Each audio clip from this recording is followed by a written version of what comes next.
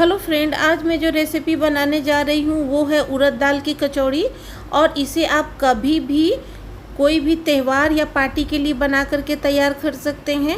इसे आप स्नैक्स के रूप में बना सकते हैं और ये खाने में बहुत ही खस्ता होता है और बहुत ही स्वादिष्ट लगता है। तो चलिए आज हम लोग बनाते हैं उड़द दाल की खस्ता और फूली फूली कचौड़ियाँ। तो इसके लिए मैं 1 कप उड़द दाल ले रही हूँ। इसे 3 से 4 पानी से अच्छे से साफ़ करके मैं 2 घंटे के लिए भिगो दूँगी। 2 घंटे बाद इसे छन्ने से छान करके रख दूँगी और मैं इसका मसाला तैयार कर लूँगी। उड़द दाल को अब हम लोग भून लेते हैं। उसके लिए 3 table spoon refined oil, 1 table spoon जीरा, 1 टेबल स्पून सौंफ, 1 टेबल स्पून धनिया, 1 टेबल स्पून हरी मिर्च बारीक काटा हुआ, 1 टेबल स्पून अदरक। इन सभी मसालों को हम लोग लो फ्लेम पे 1 से 2 मिनट के लिए भून लेंगे। अगर आपको इसे 15 से 20 दिन के लिए स्टोर करना हो तो आप इसके अंदर हरी मिर्च और अदरक नहीं डालें। साबुत मसाला को भूनते हुए लगभग 2 मिनट हो चुका है। तो अब हम लोग इसके अंदर 1 टीस्पून हल्दी पाउडर, 1 टीस्पून लाल मिर्ची पाउडर, 1 टेबल स्पून बेसन, इन सभी चीज़ों को डाल करके फिर से मैं 1 से 2 मिनट के लिए भून लूँगी। बेसन और मसाला भून चुका है तो अब मैं इसके अंदर स्वाद अनुसार नमक, 1 टेबल स्पून आमचूर पाउडर, इन सबको मिला करके फिर से मैं थोड़ी देर भून लूँगी। आमचूर को भूनने के बाद मैं इसके अंदर छाना हुआ उड़द दाल डाल दूँगी, जिसे मैं पानी से निकाल दी थी 1 घंटे पहले ही। और अब मैं इसे 4 से 5 मिनट के लिए अच्छे से भूनूंगी और गैस का फ्लेम में मीडियम टू लो रखूंगी। इसे हाई फ्लेम पे मैं नहीं भून रही हूँ।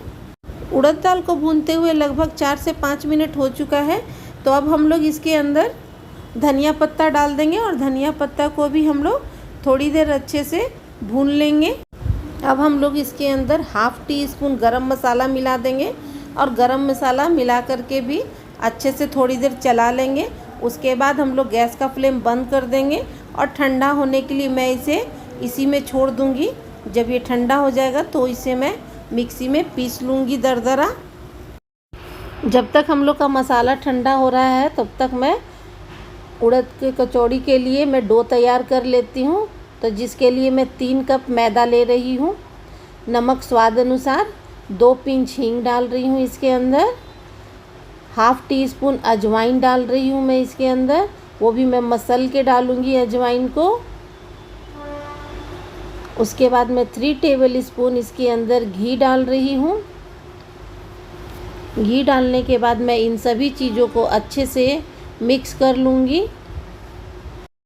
इन सभी को अच्छे से मिक्स कर लेंगे।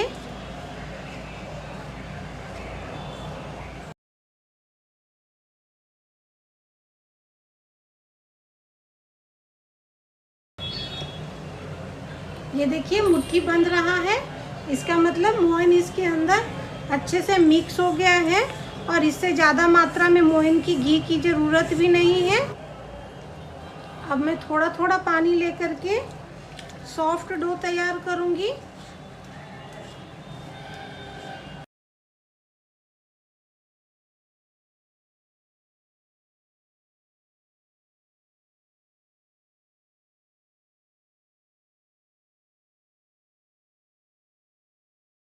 ये देखिए बिल्कुल सॉफ्ट डो है ये।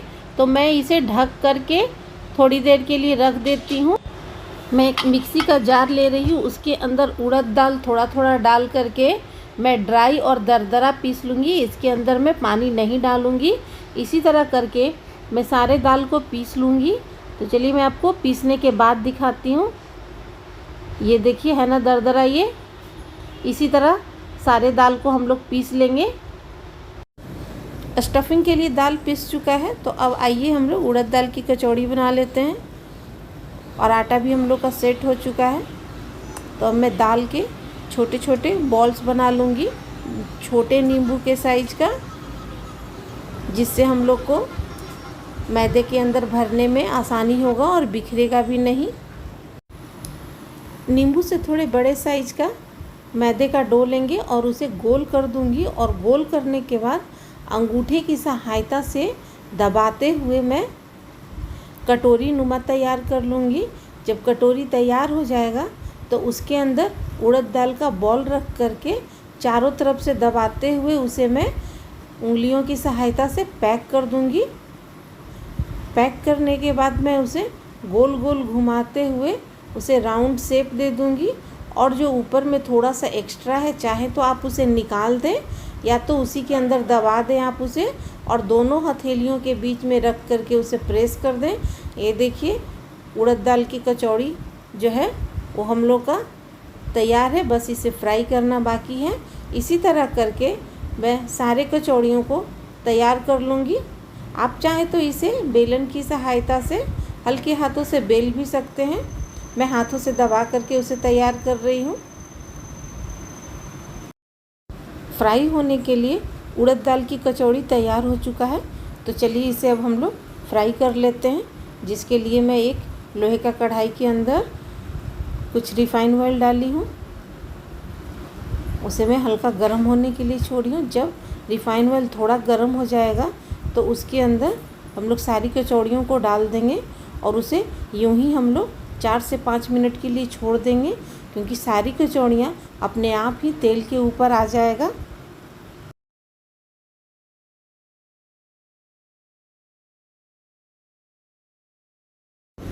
ये देखिए कचौड़ियाँ फूल करके अपने आप ही तेल के ऊपर सब आ गया है। तो अब हम लोग इसे पलट देंगे। एक एक करके हल्के हाथों से सारी कचौड़ियों को मैं पलट दूंगी और ये देखिए कचौड़ियाँ एकदम से गुब्बारे के जैसा फूला फूला तैयार हो रहा है। और गैस का फ्लेम लो है, इसे मैं मीडियम या हाई फ्लेम पे नहीं फ्राई कर रही हूँ। तो इसी तरह करके पलटने के बाद मैं इसे वापस मैं इसी तरह छोड़ दूँगी ताकि नीचे से भी अच्छे से ये सीख जाए, कहीं से भी कच्चा नहीं रहे। और ये लीजिए उड़द दाल की कचौड़ियाँ जो है वो बन के तैयार हो चुकी है। बिल्कुल फूली फूली और खस्ता कचौड़ी बन के तैयार हुआ है। तो अब मैं इसे एक प्लेट में निकाल लेती हूँ। उड़द दाल की खस्ता कचौड़ी बन के तैयार हो चुका है और ये बहुत ही क्रिस्पी और स्वादिष्ट बन के तैयार हुआ है। और इसे आप किसी भी चटनी या आलू की सब्ज़ी के साथ खा सकते हैं। टमाटर की मीठी चटनी, इमली की मीठी चटनी, धनिए और पुदीने की तीखी चटनी के साथ या चाय के साथ, आप किसी भी चटनी के साथ या सब्ज़ी के साथ इसे खा सकते हैं। दाल की कचौड़ी जो है उसे खस्ता बनाने के लिए मैदे के अंदर शुद्ध घी का ही मोयन इस्तेमाल करें और कचौड़ियों को तलते वक्त गैस का फ्लेम मीडियम टू लो रखें। तो आइए अब मैं आपको कट करके दिखाती हूँ कि ये अंदर से कैसा दिखता है। ये देखिए अंदर जो उड़द दाल की फीलिंग है वो चारों तरफ कचौड़ी में एक बराबर फैला हुआ है और ये अंदर से भी क्रिस्पी है। तो अगर आपको मेरी रेसिपी पसंद आती है तो इसे लाइक करें, सब्सक्राइब करें, कमेंट करें और अपने फैमिली और फ्रेंड में इसे शेयर करें।